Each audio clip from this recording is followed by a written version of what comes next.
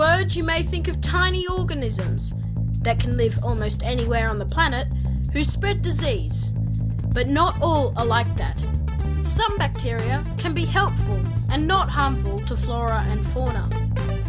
During this film, I will take you to the microscopic world of these tiny, tenacious cells in the good, the bad, and the tiny. Meet Lactobacillus acidophilus. This little bacterium is the most commonly used friendly bacteria. Every time you gulp down a Yakult, or slurp down some natural yogurt, you are swallowing millions of Lactobacillus acidophilus. But why do products like these have Lactobacillus acidophilus? Well, when our little friend has landed in our stomach, it gets to work. The main function is to protect us against any bad bacteria. Lactobacillus acidophilus are often taken after you have an antibiotic. This is because although antibiotics can destroy bad bacteria, they also destroy good bacteria because they can't tell the difference, leaving the stomach almost completely stripped of all bacteria, bad or good. Lactobacillus acidophilus just replaces this bacteria until more healthy bacteria arrives. Lactobacillus acidophilus helps the human body fight against diarrhea. It treats symptoms of irritable bowel syndrome and inflammatory bowel disease, as well as helping digestion and suppressing bacteria that can cause disease. Our next little friend is Bacillus coagulans. This little bacterium does amazing things, like forming highly resilient structures that create a protective barrier around each other cell.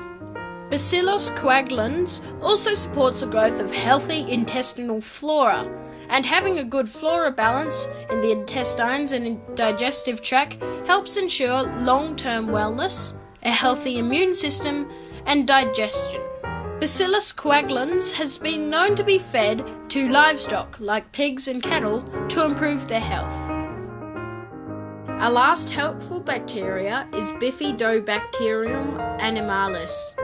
A body that has a large colony of Bifidobacteria has little room for the harmful bacteria that might try to invade. Bifidobacteria also has an important role in cancer prevention.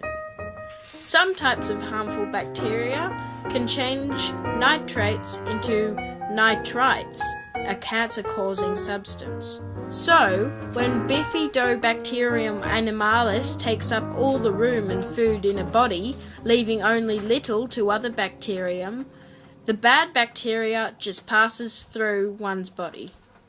Let's go! Yeah, I agree. There's no food or room for us in this joint.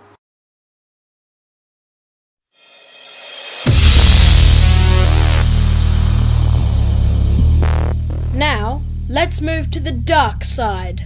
All the bacteria I have shown you so far are good. And now, a preview of some of the bad bacteria. Salmonella bacteria is a food-borne bad bacteria carried by some animals.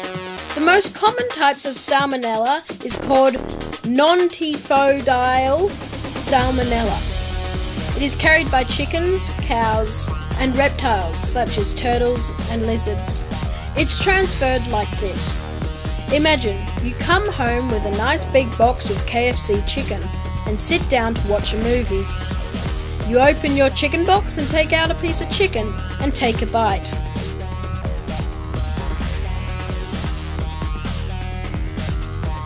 Little do you know, the chicken you just ate is carrying salmonella bacteria.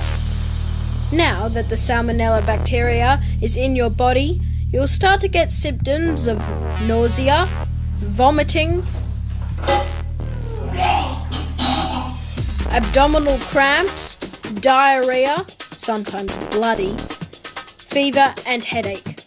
Anthrax is an infectious disease due to a type of bacteria called Bacillus anthracus.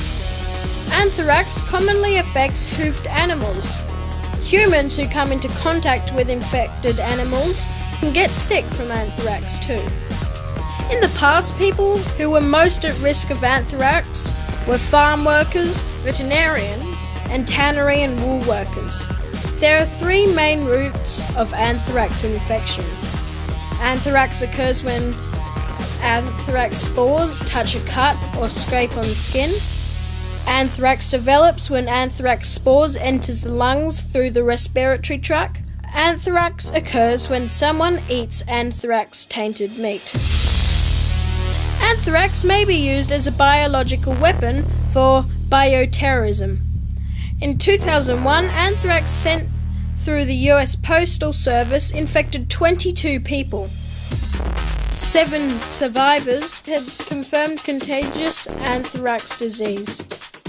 Tetanus is an infection of the nervous system with the potentially deadly bacteria Clostridium tetani. Tetanus infection begins when the tetanus spores enter the body through an injury or a wound, usually caused by a rusty nail. The spores release bacteria into the body that spread and make a poison called tetanospasm. This poison blocks nerve signals from the spinal cord to the muscles, causing severe muscle spasms. Some spasms can be so powerful that they tear muscles.